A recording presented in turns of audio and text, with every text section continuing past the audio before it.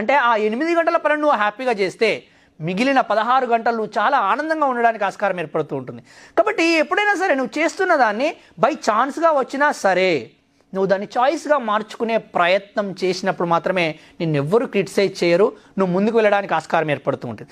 అయితే ఇక్కడ ఇంకొక విషయం ఏంటి అని అంటే మారాలి అని అంటే చాలామంది చెప్తూ ఉంటారు, నేను మారను, నేను చిన్నప్పటి నుంచి ఇంతే, నేను పెళ్లి కాక ముందు నుంచి ఇంతే, నా పిల్లలు లేక ముందు నుంచి ఇంతే అని అంటే, మా తాత గుర్రం ఎక్కిండు నేను కూడా గుర్రం ఎక్కుతా అని అంటే, మీ తాత లేడు, మీ తాత ఎక్కిన గుర్రము లేదు.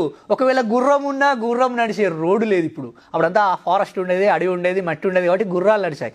కాలానికి అనుగుణంగా మారుతూ ఉండాలి. మారుతూ ఉన్నప్పుడు మాత్రమే ముందుకెళ్ళడానికి ఆస్కారం ఏర్పడుతూ ఉంటుంది. ప్రతి క్షణం, ప్రతి నిమిషం, ప్రతి రోజు, ప్రతి వారం, ప్రతి నెల, ప్రతి సంవత్సరం మారుతూ ఉంది. ఎన్ని మారినా మారకపోయినా నువ్వు మారకపోతే నీ జీవితం అక్కడే ఆగిపోతుంది.